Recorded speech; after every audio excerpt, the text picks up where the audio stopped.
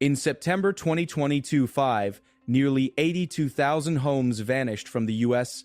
market without a sale. In the New York metro alone, 1964 listings were pulled, up 6% year over year. This is what strain looks like when it doesn't shout. A seller waits, watches, and withdraws. Across the country that September, delistings climbed 28% from the prior year, the highest September rate in a decade. Sellers are stepping back, instead of stepping down, on price. In New York, almost 2,000 homes went from for sale to not anymore. In Virginia Beach, the retreat was sharper. Delistings there surged 74.5% year over year. By the end of that September, 70% of homes listed in Virginia Beach had sat unsold for at least 60 days. Yet even with the wait, prices there didn't fall. Median home values in October rose 7.1% to $405,000, while average days on market stretched to 31 from 27. A similar tension shows up on the national tape. In July 2025, delistings spiked 57% versus July the year before. Miami felt it most intensely that month, with 57 delistings for every 100 new listings. When withdrawals outpace fresh supply, buyers see fewer real options. That's not a statistic, it's an experience. Fewer doors to open, fewer keys that fit. Here's the geometry behind it. A delisting is not just a canceled plan, it is a quiet subtraction from effective inventory. When tens of thousands of homeowners pull their homes rather than accept what they view as a low offer, the pool of homes that can actually transact shrinks.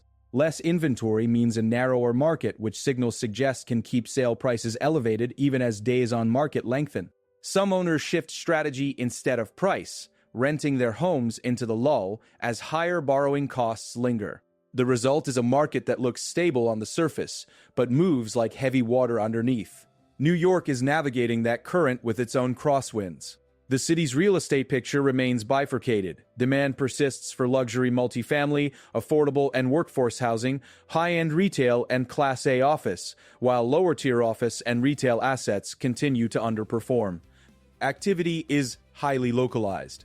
Stakeholders are watching to see whether Mayor Zohan Mamdani's agenda will introduce meaningful shifts in the months ahead. That's the commercial frame. On the residential side, the September pullback, 1964 delistings, puts numbers to a feeling buyers and sellers already sense. Negotiation power is contested, patience is costly, and timing is strategy. Forecasts for 2026 put a name to the next act: the Great Housing Reset. It is not a crash. It is not an instant fix. It is a years-long cooling of costs relative to incomes, slow, deliberate, and uneven. Mortgage rates are expected to average 6.3% for the year, easing from a 6.6% average in 2020-5. The median U.S. home sale price is projected to rise about 1% in 26. Not down, not surging, a marginal increase held in place by sellers who can wait and buyers who will only budge when monthly payments fit a paycheck that's finally rising faster than home prices. Sales volume should respond, but modestly. Existing home sales are expected to finish 2026 up 3% from 2025 at an annualized rate of 4.2 million. That is not a boom. It's a thaw. Rents are forecast to rise 2 to 3% year over year by the end of 26 as apartment construction slows from its 2021 to 2022 surge and more Americans rent instead of buy. In that environment, delistings matter because they delay price discovery. They make the thaw feel colder than the averages say it is. Sellers can afford to wait because many of them are strong on paper. Mortgage delinquency rates remain low, and homeowners tend to have good credit, sizable equity, and a rate they're reluctant to give up. As of mid-2027-5, the typical mortgaged homeowner had $181,000 in untapped equity. 1 in 5 mortgaged homeowners carried a mortgage rate above 6%. That gives 2 pathways in 26: refinance or renovate. Refi volume is expected to increase more than 30% to about $670 billion. Homeowners will tap equity to remodel, not relocate, altering the supply pipeline. A November survey of more than 100 renovation professionals flagged multi-generational features, separate suites for extended family, as the most likely design trend in 2016. When more households share a roof, fewer single-family listings hit the market. On the demand side, young buyers face choices they didn't plan for. The improvement in affordability, while real, won't immediately restore the dream to those on the margin. As of mid-2026, roughly 6% of Americans who struggle to afford housing moved in with their parents, and another 6% moved in with roommates. Those shares are expected to increase in 2026. That is not a statistic about trends. It's a map of daily life. It points to delayed family formation, creative buying structures among friends, and a new social architecture shaped by prices and paychecks. Inside the 5 boroughs, luxury buyers are already writing a different story, and it starts with a political shift. After Zohran Mamdani's mayoral election in New York City, high-end inquiries from New Yorkers surged across Miami Beach. Industry chatter gave it a name: the Mamdani effect. The numbers were blunt. At the Ritz-Carlton residences in Miami Beach, interest from prospective New York buyers jumped 166%.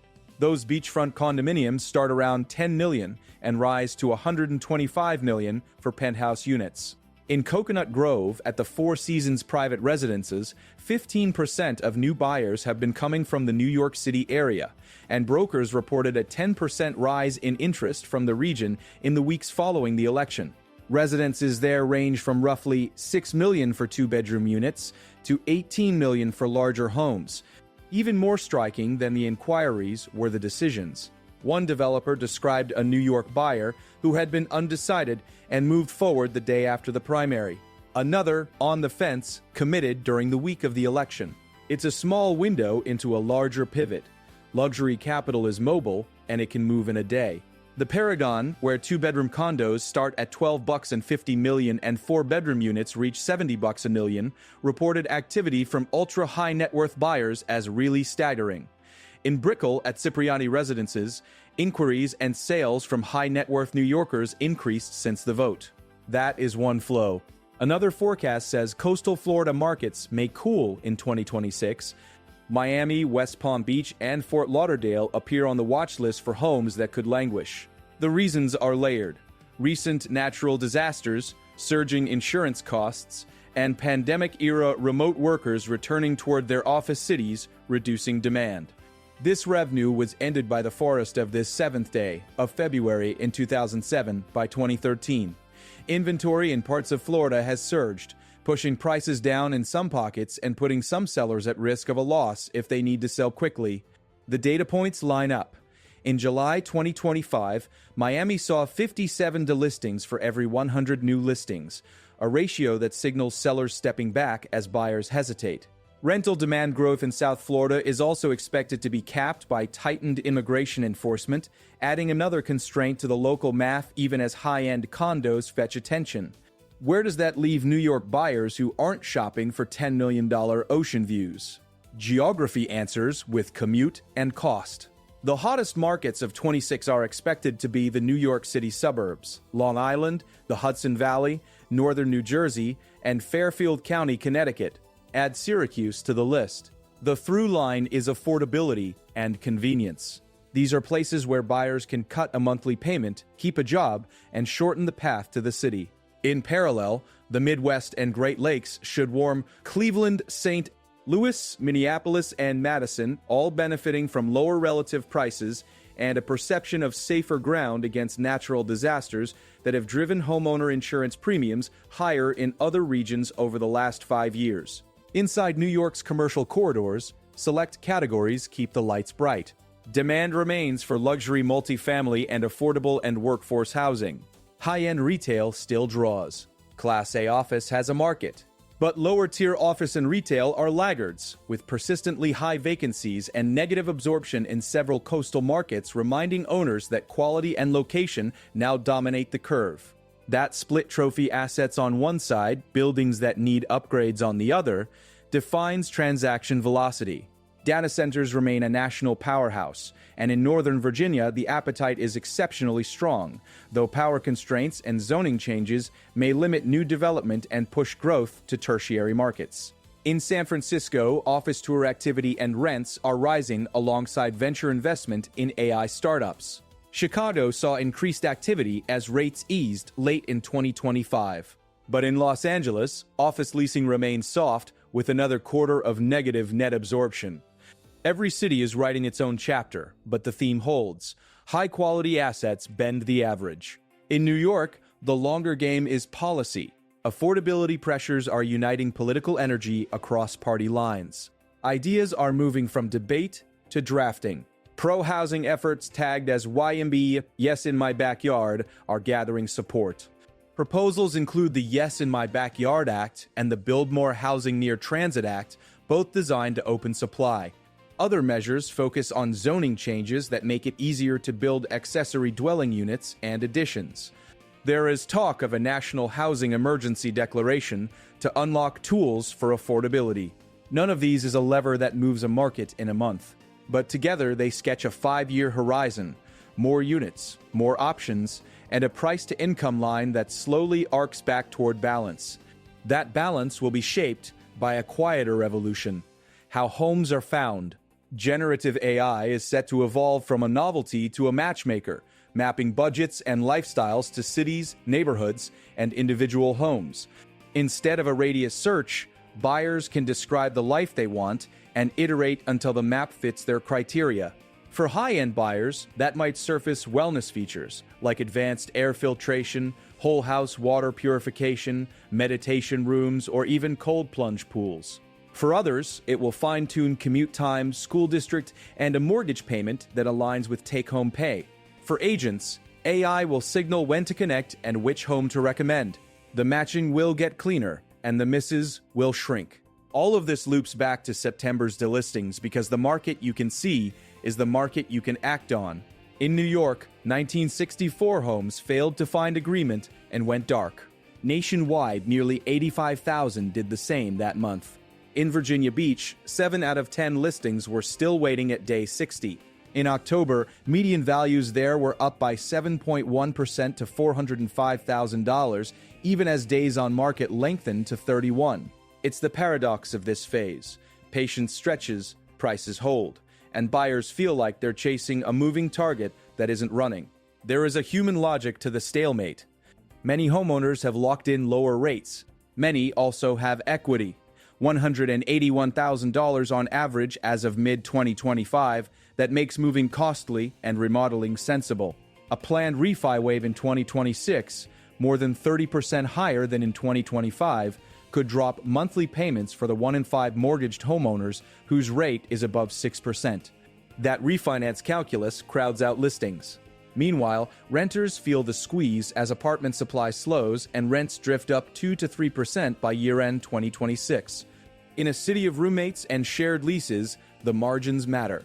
New York's own shadow play reaches to Miami Beach, where the week of the mayoral election, on-the-fence New Yorkers closed deals at properties where entry points begin in 8 figures. At the Ritz-Carlton residences, interest from New Yorkers expanding or relocating spiked 166%. At the Four Seasons private residences in Coconut Grove, 15% of new buyers now trace back to the New York City area, with a 10% lift in interest after the election. The Paragon's 2 bedrooms start at $12.50 million, 4 bedrooms touch $70 million. Brickell's Cipriani residences saw inquiries and sales from high-net-worth New Yorkers increase since the vote. It reads like a migration headline. But predictions for 2026 counsel caution. Coastal Florida markets, including Miami, West Palm Beach, and Fort Lauderdale, may see homes linger as insurance costs mount and discretionary buyers weigh risk. Inventory has been building in parts of the state, and some sellers who need to move might take a loss. Back home, the expected bright spots speak a familiar language. Long Island's towns where the train still matters, Hudson Valley River communities within reach of Midtown, northern New Jersey's transit nodes, and Fairfield County's blend of school districts and commute lines. Add Syracuse as a non-commute outlier with relative value. These places are set to heat up in 26 because they combine lower price tags with tractable daily life. They also sidestep some of the climate and insurance pressures now embedded in coastal pricing. In the Great Lakes and Midwest, Cleveland, St. Louis, Minneapolis, Madison, the appeal is similar: an affordable baseline and a belief that severe climate events are less likely to drive premiums up at the same pace as elsewhere. This separation between markets that can carry increases and markets that need cuts will shape New York's negotiation table. In 2005's late summer, Miami's delisting ratio, 50-7 pulled listings for every 100 new ones, suggested friction. In Virginia Beach, 70% of homes sat at 60 days unsold. New York's own 6% rise in delistings in September marked a smaller move, but the direction was the same. Sellers are testing whether time can fetch their number. Buyers are testing whether waiting can bring that number down. Meanwhile, commercial corridors tell a different but related story. In New York, demand remains for Class A office, luxury multifamily, and high-end retail. Affordable and workforce housing also draw capital. Lower-tier office assets continue to lag. That's not unique to New York. In Los Angeles, office vacancies stayed high with another quarter of negative net absorption. In the Washington, D.C., region trophy assets lead performance while secondary spaces wait. In Chicago, activity picked up as rates eased in late 2025. In San Francisco, office tour activity and rents rose alongside a surge of venture funding in AI startups. Across markets, data centers sit at the center of demand, with Los Angeles and Northern Virginia seeing supply struggle to keep pace. Even there, power and zoning constraints may push growth toward tertiary markets. On the governance side, the playbook is changing. National trade rules are expected to cede more control to local multiple listing services, accelerating consolidation as smaller branches join bigger networks.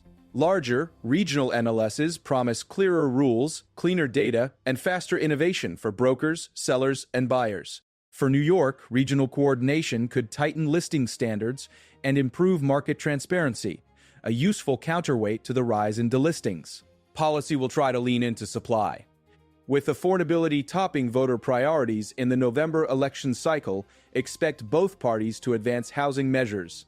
The Yes in My Backyard Act and the Build More Housing Near Transit Act are part of that portfolio, aimed at unlocking construction and density where infrastructure already exists. Several states are eyeing manufactured and modular housing for rural areas, a signal that the crisis isn't just coastal.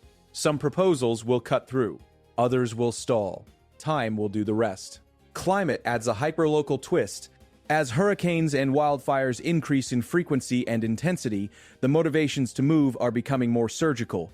People don't always leap regions. They shift neighborhoods within the same metro, away from hillsides toward flatter terrain, away from floodplains toward higher ground.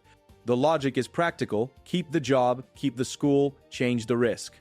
Many buyers are rethinking homes in the most vulnerable blocks because insurance costs are high and rising, and because insurability itself is now a filter. Back to the causal chain. What happened? In September 2027, nearly 85,000 homes were delisted nationwide, with 1964 in the New York metro, and July's spike hit 57% year-over-year nationally. Why it happened? Elevated borrowing costs made monthly payments heavy. Sellers with equity balked at cutting price. Some pivoted to rent. And a subset waited for projections that 2026's 6.3% average mortgage rate might ease the math. Who is affected? Buyers confronting fewer options and sticky prices, sellers sacrificing time to preserve equity, renters facing 2 to 3% increases by late 2026, and young households shifting into multi-generational or roommate arrangements with 6% living with parents and 6% with roommates as of mid-2025. What's next? A slow recovery, with existing home sales edging up 3% in 26, median prices up 1%, and refinancing north of $670 billion as homeowners with rates above 6% move to lower payments. Micro meets macro in the ya and nah of Florida versus the suburbs. Miami may welcome a wave of New York capital at $10, $18, $70 price points, but predictions point to cooling across Miami, West Palm Beach, and Fort Lauderdale in 2026 as insurance costs and shifting migration patterns weigh. Contrast that with Long Island's station towns, Jersey's Pathline neighborhoods, Fairfield County's commuter belt, and the Hudson Valley's river cities, all poised to attract buyers who still measure distance to desk in minutes, not megapixels. Syracuse joins the map on value and stability. The market finds its level in increments. Days on market inch from 27 to 31. Delistings tick up 6% in New York and 74.5% in Virginia Beach. Ratios like 57 per 100 become proxies for friction. Rents lift 2 to 3%. Mortgage rates settle in the low sixes. Refinancing climbs by a third.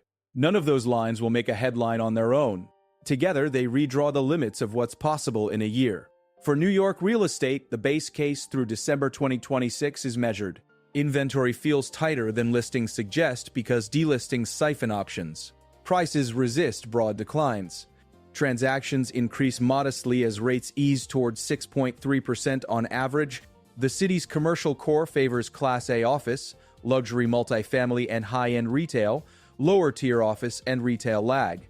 Suburbs around the city, Long Island, the Hudson Valley, northern New Jersey, and Fairfield County, gain heat as affordability and commute calculus improve.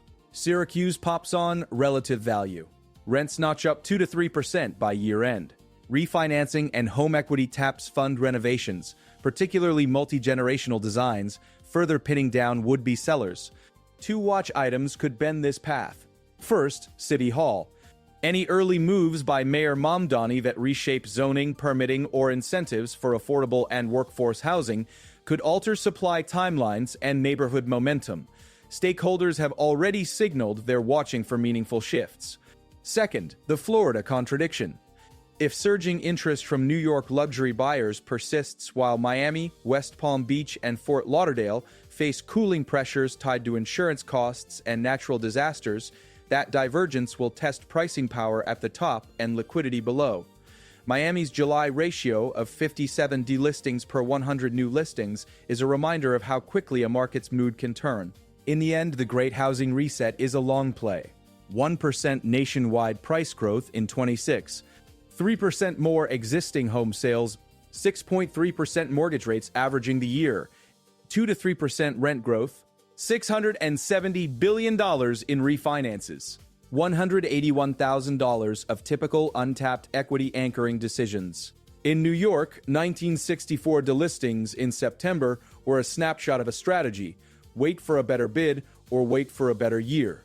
If you value clear numbers and calm context on where New York housing is headed, consider subscribing for the next data-grounded deep dive.